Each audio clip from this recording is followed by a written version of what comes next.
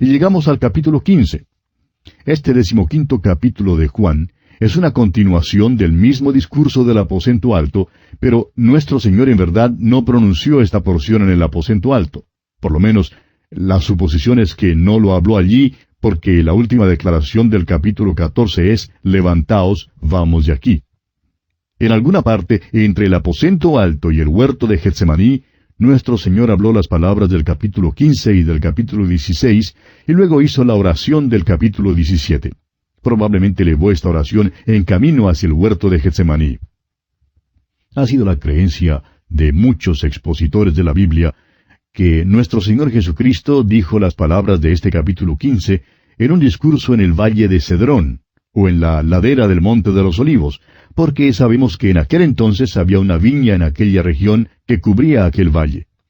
También sabemos que era noche de luna llena porque era el tiempo de la Pascua.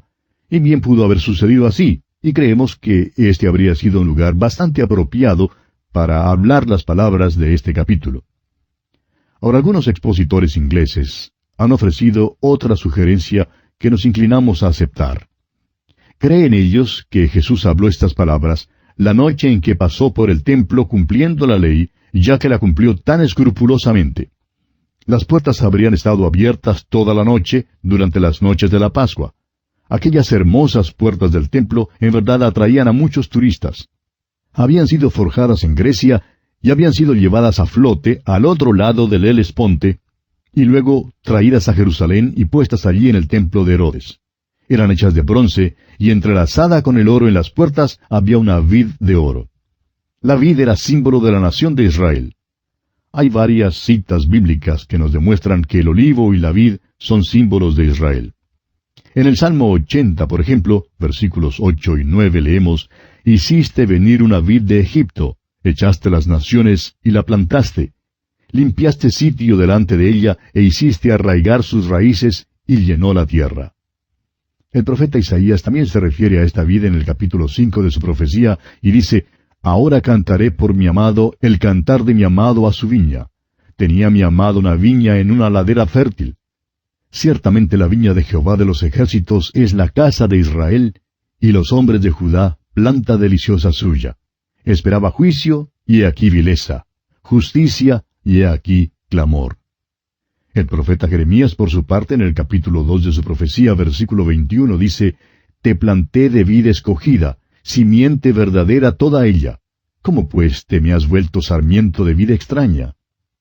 Y el profeta Oseas, en el capítulo 10, versículo 1, dice, «Israel es una frondosa viña que da abundante fruto para sí mismo. Conforme a la abundancia de su fruto multiplicó también los altares.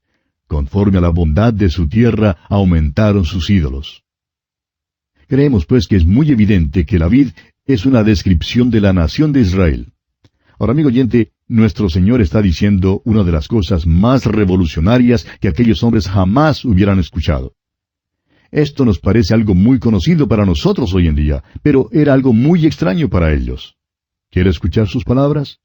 Comencemos pues leyendo el primer versículo de este capítulo 15 del Evangelio según San Juan. Dice Jesús, «Yo soy la vid verdadera, y mi Padre es el labrador». La palabra para verdadera en este versículo es aletinos, que significa genuina. Ahora, una cosa puede ser verdadera comparada con el error y la falsedad, o una cosa puede ser verdadera comparada con lo que sea una falsificación. Este último es el sentido en que es usada aquí. Ya hemos visto esta palabra usada de la misma manera en el Evangelio de Juan. Juan era una luz reflectora, pero Jesucristo es la luz verdadera. Moisés dio pan en el desierto, pero Jesucristo es el verdadero pan. Por tanto, Jesús está diciendo, «Yo soy la vid genuina». Estos discípulos pensaban según su mentalidad judía, y su modo de pensar había sido gobernado por el Antiguo Testamento. Jesús les está diciendo ahora que la nación de Israel no es la vid genuina. Su identificación con la nación judía y con la religión judía no es lo esencial. «Yo soy la vid genuina», dice él. Lo importante ahora es que los discípulos estén relacionados con Jesucristo. Nuestro Señor usó aquí una maravillosa figura y la expresó con toda claridad. Era revolucionaria en aquel entonces y hoy en día todavía esto es cierto. No es su identificación con una religión o ceremonia u organización lo que es esencial, amigo oyente. Usted tiene que estar identificado con Cristo mismo. Usted está en Cristo por medio del bautismo del Espíritu Santo, el momento en que confía en Cristo como su Salvador personal y es renacido como hijo de Dios. Mi Padre, dice el Señor, es el labrador. Esta también es una palabra de suma importancia. En los pasajes del Antiguo Testamento y en las parábolas, Dios es el dueño de la vid. Aquí, Él es el labrador, el que cuida de la viña. Jesús es la vid genuina y el Padre cuida de Él. Se nos dice en el Antiguo Testamento que el Señor Jesús subirá cual renuevo delante de Él y como raíz de tierra seca. Piense usted cuántas veces el Padre intervino para salvar a Jesús del diablo, de aquel que quiso matarle. El Padre es quien cuida de la vid y cuidará también de los pámpanos. Los pámpanos o pequeñas ramas tienen que estar unidas a la vid. ¿Para qué? Para llevar fruto, amigo oyente.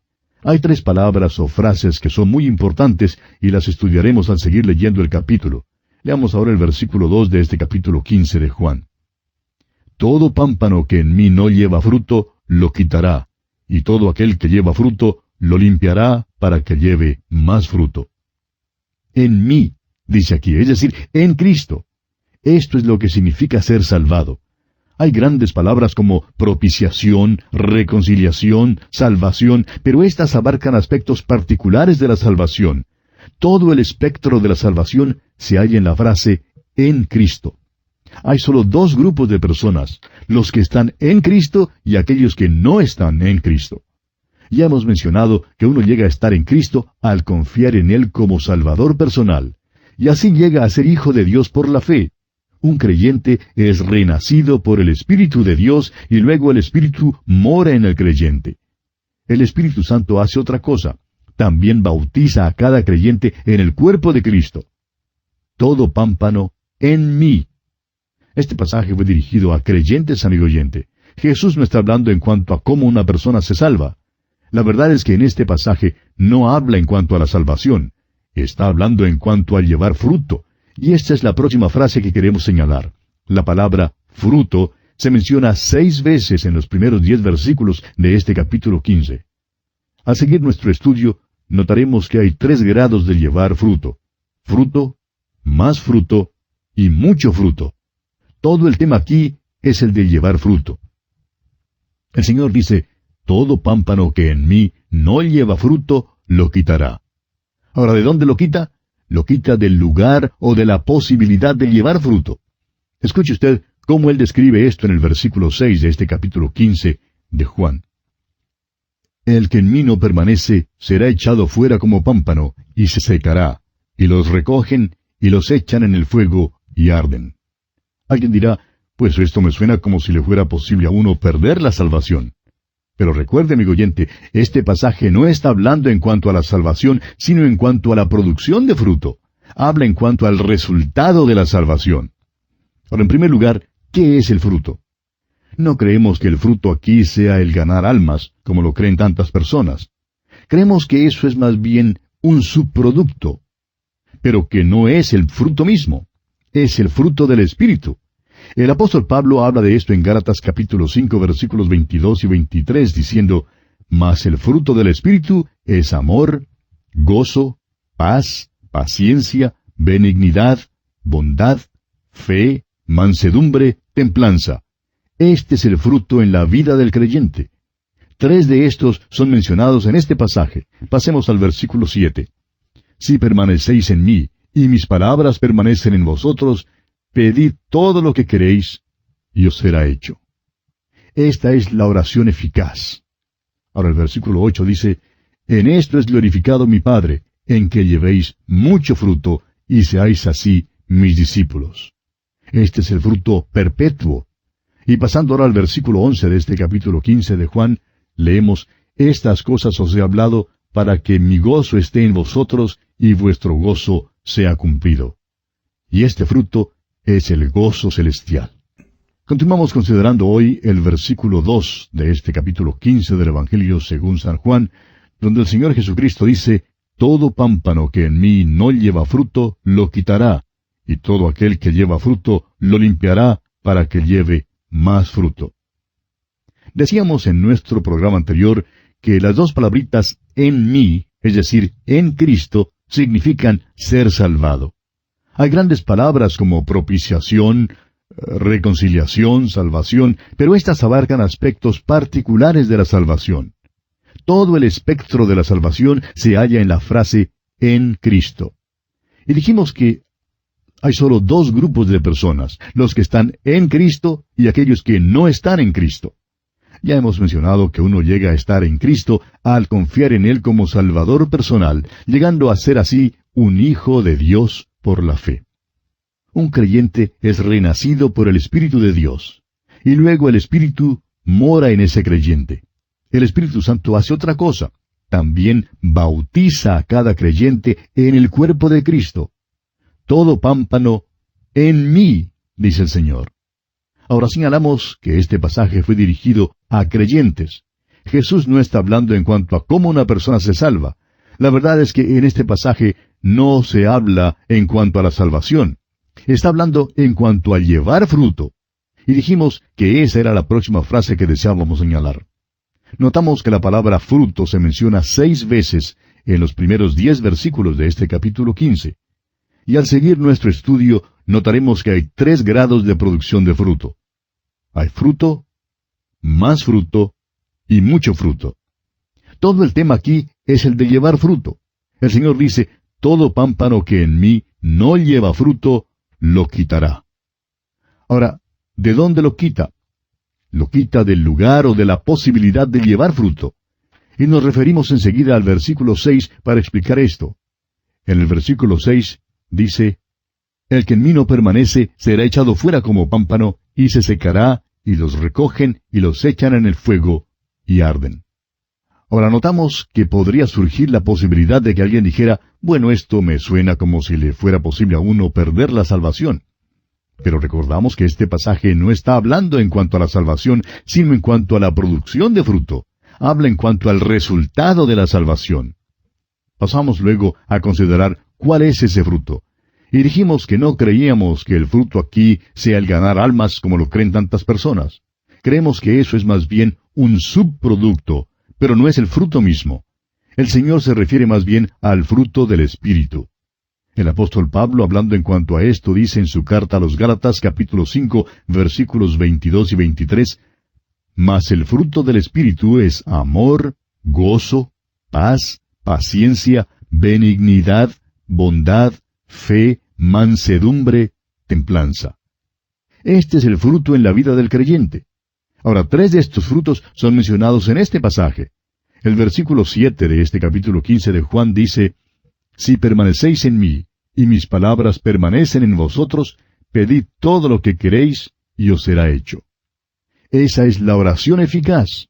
Luego el versículo 8 dice, en esto es glorificado mi Padre, en que llevéis mucho fruto, y seáis así mis discípulos. Este es el fruto perpetuo.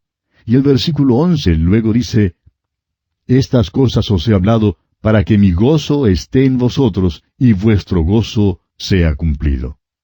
Y esto, dijimos, es el gozo celestial.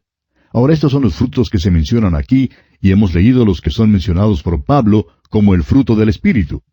Ahora, si una persona tiene tal fruto en su vida, estará llevando a muchos hombres a la presencia de Dios, mediante el testimonio de su misma vida.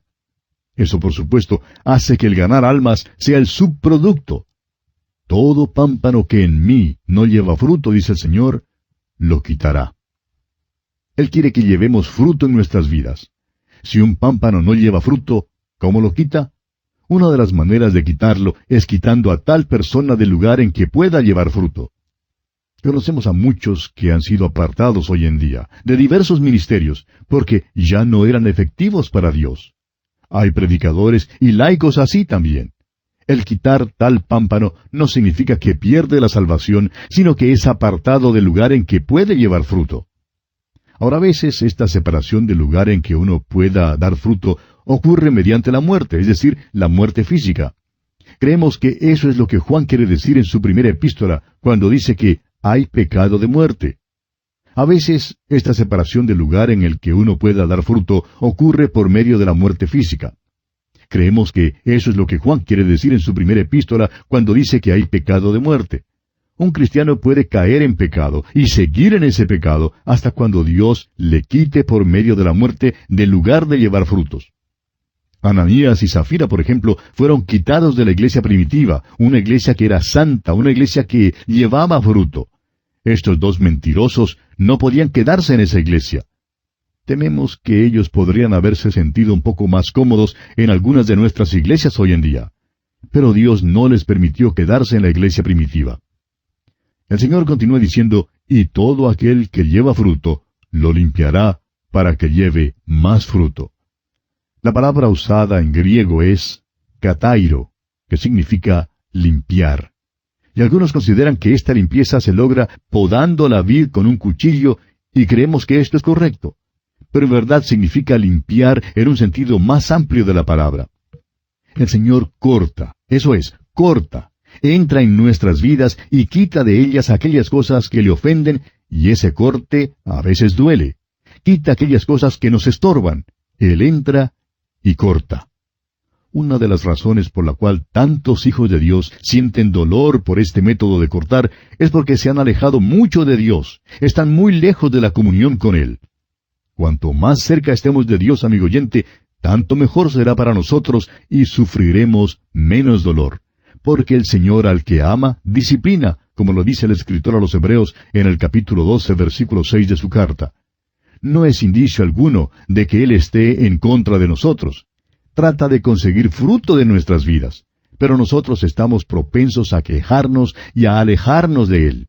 Él quiere que nos acerquemos a Él y luego que no suframos tanto dolor.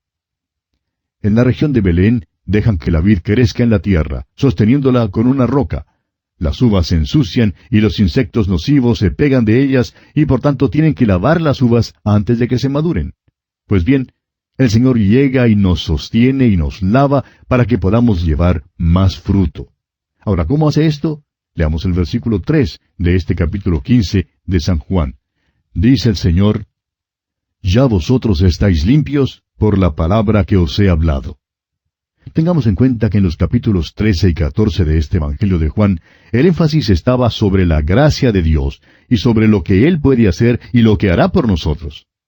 Ahora, en este capítulo 15, Jesús está hablando en cuanto a nuestra responsabilidad, y dice que aquellos que están unidos a Él llevarán fruto.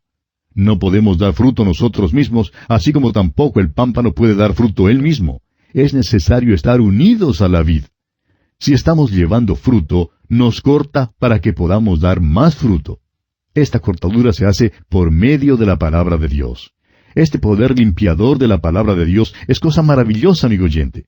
Oímos hablar tanto hoy en día en cuanto a los modernos milagros para el lavado de la ropa y la loza, pero nunca hemos encontrado que en realidad sean tan milagrosos como se alega a favor de todos estos detergentes y productos. El verdadero milagro lavador, amigo oyente, es el poder limpiador de la palabra de Dios. El apóstol Pedro habla de esto, escribiendo en su segunda carta, capítulo 1, versículos 4 y 8, cuando dice, «Por medio de las cuales nos ha dado preciosas y grandísimas promesas, para que por ellas llegaseis a ser participantes de la naturaleza divina, habiendo huido de la corrupción que hay en el mundo a causa de la concupiscencia. Porque si estas cosas están en vosotros y abundan, no os dejarán estar ociosos ni sin fruto en cuanto al conocimiento de nuestro Señor Jesucristo». Y también en su primera carta el apóstol Pedro dice en el capítulo 1, versículos 22 y 23, «Habiendo purificado vuestras almas por la obediencia a la verdad mediante el Espíritu, para el amor fraternal no fingido. Amaos unos a otros entrañablemente de corazón puro, siendo renacidos no de simiente corruptible, sino de incorruptible, por la palabra de Dios que vive y permanece para siempre». En primer lugar, fuimos renacidos mediante la palabra de Dios, y por tanto fuimos limpiados una vez y para siempre. Luego, en nuestro caminar aquí y en nuestro servicio, nos ensuciamos, y por tanto necesitamos la palabra de Dios para limpiarnos continuamente. Esta es una de las razones por la cual es necesario estudiar la Biblia, para ser limpiados. El Salmo 119, versículo 9 dice, ¿con qué limpiará el joven su camino? Y responde, con guardar tu palabra. También el apóstol Pablo, escribiendo su segunda carta a los Corintios, dice en el capítulo 7, versículo 1, así que, amados, puesto que tenemos tales promesas, limpiémonos de toda contaminación de carne y de espíritu, perfeccionando la santidad en el temor de Dios. Ahora, ¿cuáles son estas promesas? Son las que se encuentran en la palabra de Dios. Entre los cristianos hoy en día, hay quienes hacen poco caso de la palabra de Dios y dicen que no importa la clase de vida que vivan, con tal de ser fundamentalistas en su manera de creer en cuanto a la salvación mediante la gracia de Dios. Pero, amigo oyente, Dios usa su palabra para revelarnos cuando no estamos caminando según su voluntad. Hay muchísimos santos y aquellos muy piadosos que llevan una Biblia grande bajo el brazo, andan sumamente serios, casi no sonríen, dan una apariencia de inmensa piedad, pero en verdad no tienen interés en la palabra de Dios. Creemos que la prueba decisiva que revela si una persona es genuina en su relación con Dios es si está estudiando la palabra de Dios y si está dejando que obre en su vida. Dios quiere que seamos obedientes a su palabra. Debe haber fruto en nuestras vidas. El versículo 67 del Salmo 119 dice, antes que fuera yo humillado, descarriado andaba, mas ahora guardo tu palabra. Y más adelante en el versículo 71 del mismo Salmo 119 dice, bueno me es haber sido humillado, para que aprenda tus estatutos. Él nos limpia por medio de la palabra de Dios. Amigo oyente, Él usa la aflicción para traernos a la palabra de Dios, para que usted y yo le podamos ser útiles. No creemos que usted jamás será limpio ante Dios si no llega a la palabra de Dios para estudiarla. Creemos que los que son en verdad peligrosos son aquellos que son tan activos en las iglesias hoy en día, pero quienes no están dispuestos a estudiar la palabra de Dios. Siempre aceptan los oficios y los cargos públicos y por eso precisamente son tan peligrosos. Los consideramos el elemento más peligroso contra la palabra de Dios y contra la causa de Cristo en este mundo. Amigo oyente, necesitamos estudiar la palabra de Dios y aplicarla a nuestras vidas. En el versículo 4 de este capítulo 15 del Evangelio de Juan, el Señor dice, permaneced en mí y yo en vosotros. Como el pámpano no puede llevar fruto por sí mismo si no permanece en la vid, así tampoco vosotros si no permanecéis en mí. Hemos llegado ahora a la tercera palabra que deseamos que usted subraye, y esa palabra es permaneced. Permanecer en Cristo significa mantener comunión constante con Él todo el tiempo. Acabamos de hablar del poder limpiador de la palabra de Dios. Esa es una parte del permanecer en Cristo. Debemos ser limpiados diariamente. Hay una anécdota que está relacionada con el famoso predicador Charles Spurgeon, según la cual él se paró en medio de la calle un día, se quitó el sombrero y se puso a orar. Uno de sus diáconos vio esto y le preguntó que si en verdad estaba orando allí en pleno tráfico. Ahora recuerde usted que el tráfico en aquel entonces no era como lo es ahora. El señor Spurgeon dijo que sí, que había orado. Dijo que una nube había pasado entre él y su Señor y que había querido quitarla y que por tanto se paró para confesar a Dios su pensamiento malo. Amigo oyente, necesitamos ser limpios para poder permanecer. Necesitamos confesar nuestro pecado al Señor y quedarnos en comunión con Él. Y luego debemos guardar sus mandamientos. En los versículos 10 y 14 de este capítulo 15 del Evangelio de Juan, el Señor dice, en el versículo 10, si guardareis mis mandamientos, permaneceréis en mi amor, así como yo he guardado los mandamientos de mi Padre, y permanezco en su amor. Ahora en el versículo 14 dice, vosotros sois mis amigos si hacéis lo que yo os mando. Sabemos que hay muchos himnos que hablan de que Jesús es nuestro amigo y de que Él es humilde. Y de una manera bondadosa deseamos decir lo siguiente. Hoy en día no hay ningún humilde Jesús, sino un Cristo glorificado que está a la diestra del Padre. Y el llamar a Jesús amigo mío es cosa sentimental, y si lo hacemos, en verdad nos equivocamos. Si yo digo que el presidente de mi país es mi amigo, lo rebajo a mi propio nivel. Pero si él dice que yo soy su amigo, bueno, eso sí es maravilloso. Escuche lo que dice Jesús, vosotros sois mis amigos si hacéis lo que yo os mando. No es necesaria toda esta patarata sentimental que se acostumbra hoy en día. Necesitamos examinar nuestros corazones. Amigo oyente, ¿está haciendo usted lo que Jesús mandó que hiciera? Eso es lo esencial para poder permanecer en comunión con Él. Ahora en el versículo 9 de este capítulo 15 de Juan, el Señor dice, «Como el Padre me ha amado, así también yo os he amado. Permaneced en mi amor». Permanecer, como ya dijimos, significa una comunión continua. Esa es la relación de un pámpano o de una rama con la vid. Si usted ha tenido la oportunidad de ver un árbol de naranja o de manzanas, de aguacate o de mandarinas, bueno, de cualquier otra fruta, no creemos que se le haya ocurrido pensar que es necesario decirle a las ramas, a los pámpanos, que deben permanecer en el árbol, porque de otra manera no darán fruto. Tampoco habrá pensado que haya necesidad de pararse de noche para inspeccionarlos, ni llegar de repente para ver si los pámpanos se están apartando del árbol. Simplemente permanecen unidos al árbol y llevan fruto. Ahora, ¿cree usted que estamos diciendo algo ridículo?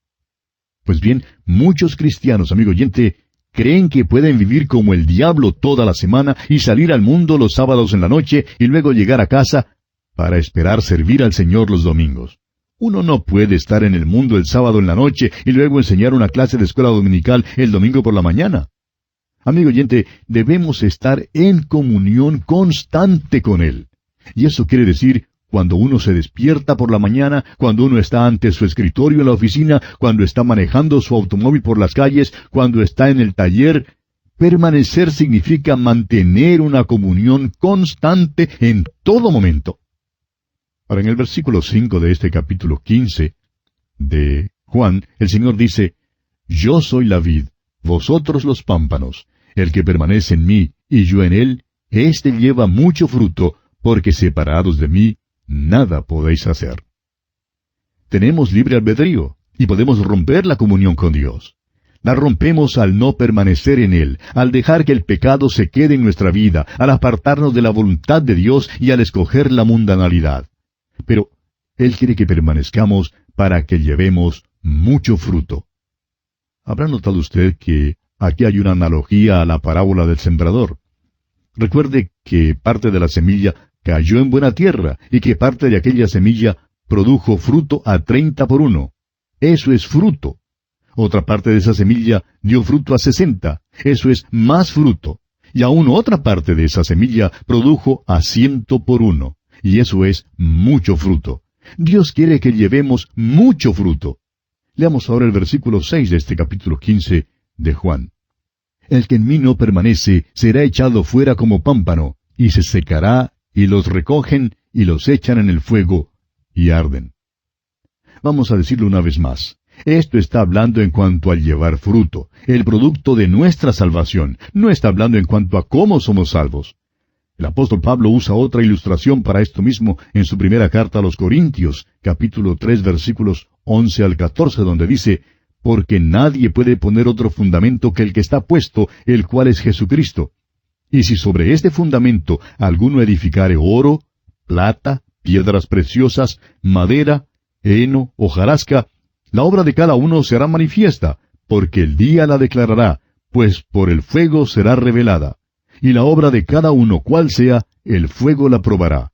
Si permaneciere la obra de alguno que sobreedificó, recibirá recompensa». Esto habla solo en cuanto a las obras de los creyentes, el fruto en la vida de un creyente. El fuego purificará el oro y la plata y las piedras preciosas, y sacará la escoria. La madera, el heno y la hojarasca se quemarán. Es el mismo tema que el de nuestro versículo que dice que las obras son echadas en el fuego y arden. Si permaneciere la obra de alguno que sobreedificó, dice el apóstol Pablo, recibirá recompensa. Creemos que la recompensa es para el fruto en nuestras vidas. Nosotros no producimos el fruto. Él es el que lo produce. Nosotros lo llevamos. Esto se hace mediante el ejercicio del don de Dios que le ha dado a usted. Si la obra de alguno se quemare, él sufrirá pérdida, si bien él mismo será salvo, aunque así como por fuego, dice el apóstol Pablo en su primera carta a los Corintios, capítulo 3, versículo 15. El hombre nunca pierde su salvación. Sin embargo, sufrirá pérdida. Creemos que habrá personas en el cielo que olerán como si los hubiesen comprado en una liquidación de mercaderías averiadas en un incendio, porque todo lo que han hecho será consumido por el fuego. La persona será salva, aunque no sea un pámpano que lleve fruto. El Señor está enseñándonos aquí acerca de llevar fruto, y lo que Él quiere es mucho fruto. Creemos que una de las cosas más tristes en nuestros días es que el cristiano ordinario cree que la vida cristiana normal es una vida de fracasos. Cree que no hay que pensar nada en llevar fruto y está dispuesto a vivir a un nivel espiritual bastante bajo, esperando llevar simplemente un poquito de fruto. Recuerde, amigo oyente, que el Señor quiere que llevemos mucho fruto. Leamos ahora los versículos 7 y 8 de este capítulo 15 del Evangelio según San Juan. Si permanecéis en mí, y mis palabras permanecen en vosotros, pedid todo lo que queréis, y os será hecho.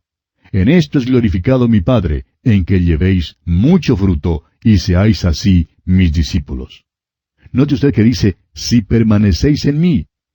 Es posible romper esa comunión. Una vez más pensamos aquí en el caso del lavamiento de los pies. Recuerde que le dijo a Simón Pedro el Señor que si él no le lavaba, no tendría parte con él. No podría gozarse de la comunión con él. Y aquí dice, si permanecéis en mí, y mis palabras permanecen en vosotros.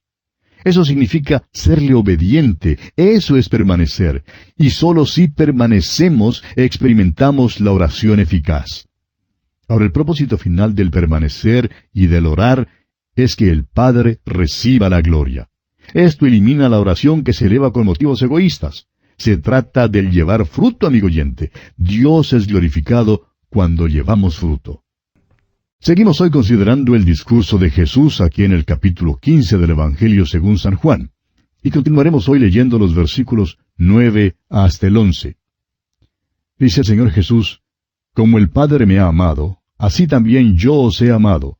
Permaneced en mi amor.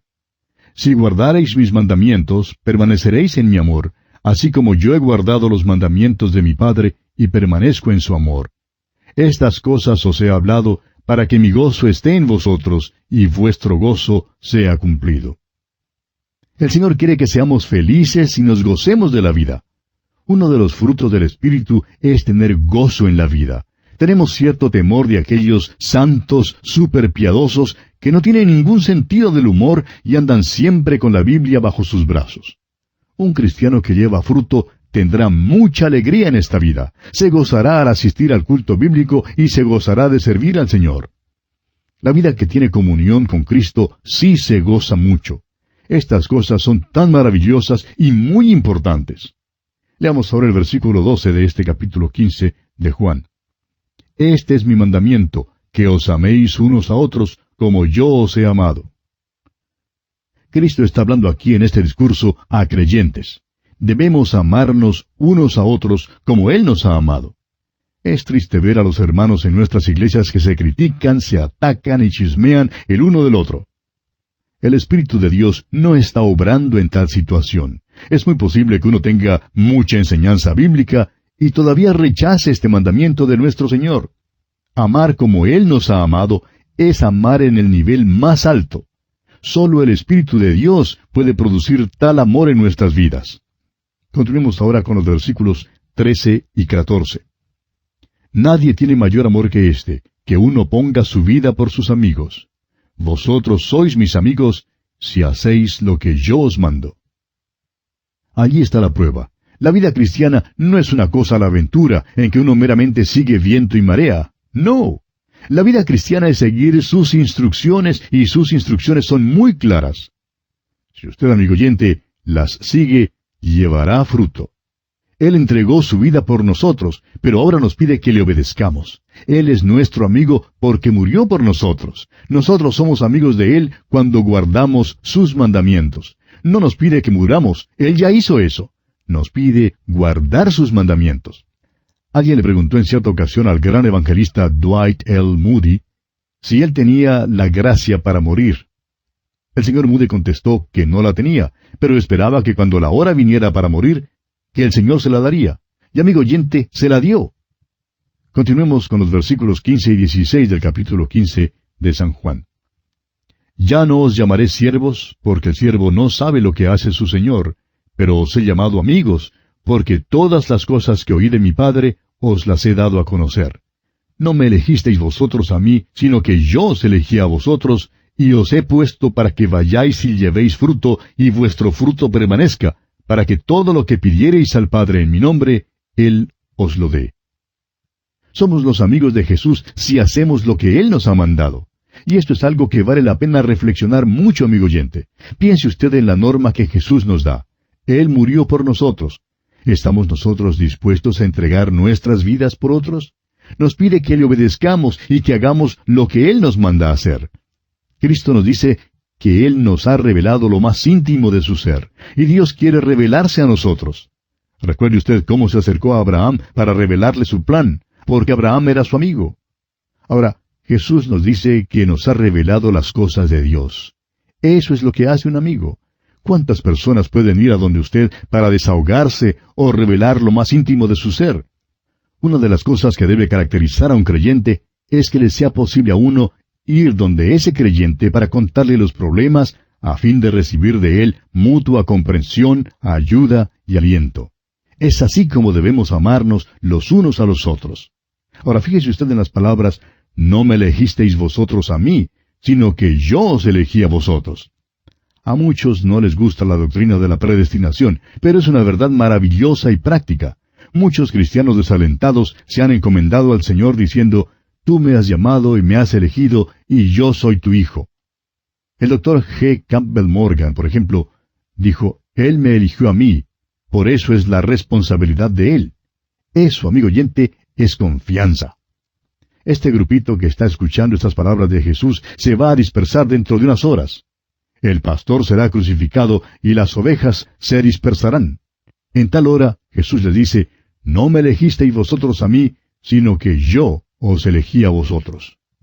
Un predicador que había sido convertido en su vejez había sido culpable de robar antes de ser salvo.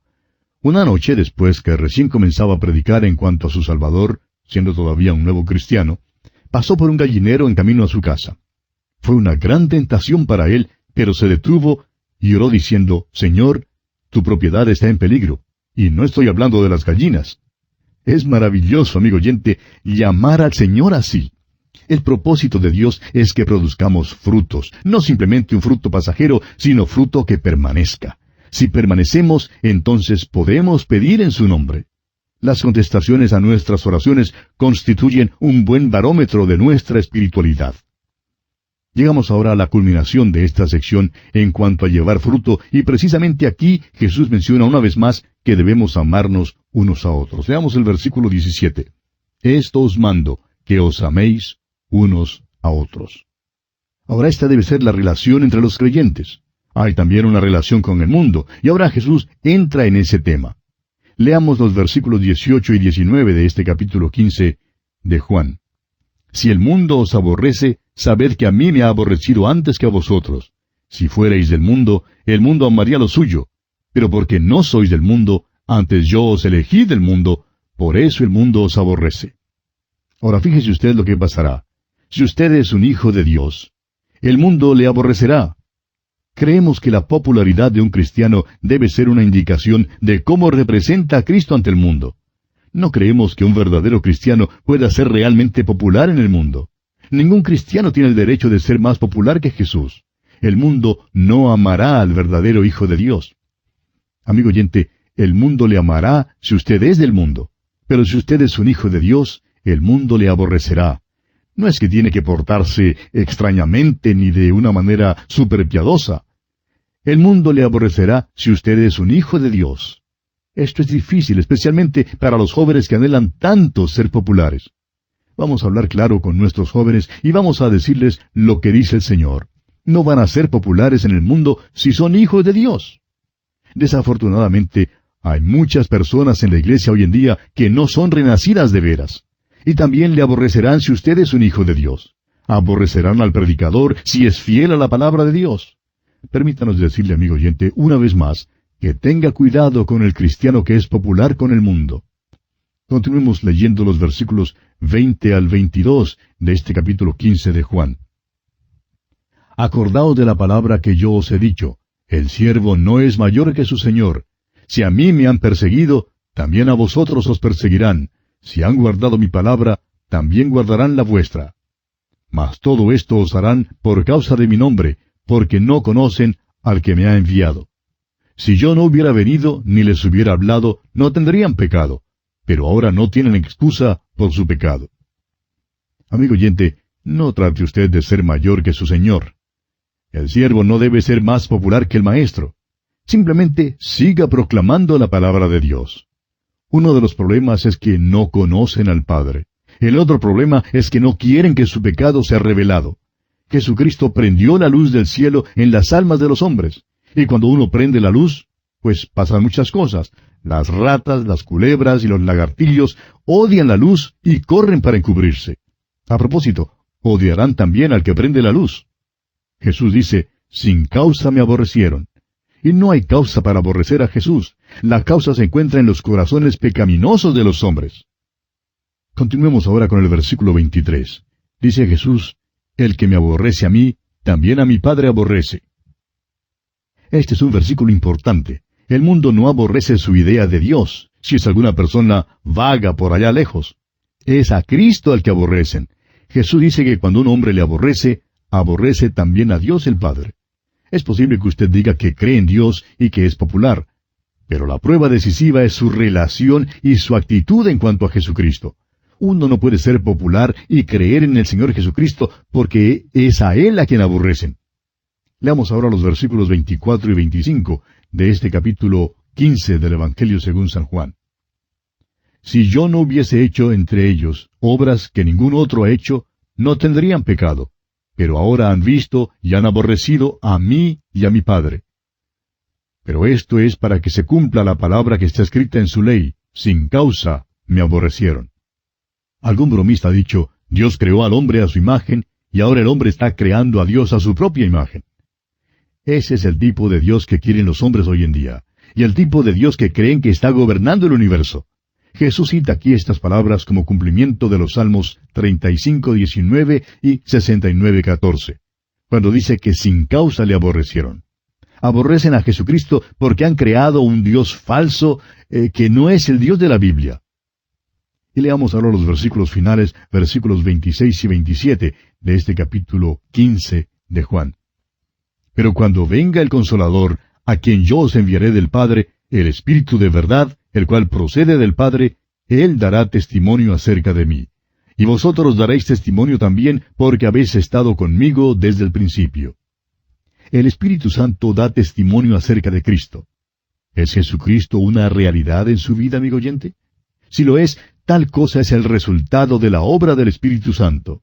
Una manera de saber si el Espíritu de Dios está obrando es ver si Cristo es glorificado. Si el Señor Jesús no es una realidad como usted desea que sea en su vida, pídale entonces al Espíritu Santo que haga una obra en su corazón. Necesitamos, amigo oyente, la realidad de Cristo en nuestros corazones y en nuestras vidas. Jesús les dijo a estos hombres que darían testimonio acerca de Él, y ciertamente lo hicieron. Es el testimonio de Juan acerca del Señor Jesucristo lo que estamos estudiando ahora mismo. A nadie le fue posible dar tal testimonio, sino solo a los apóstoles, porque ellos habían estado con Jesús desde el principio. Y así llegamos al final de nuestro estudio del capítulo 15 del Evangelio según San Juan.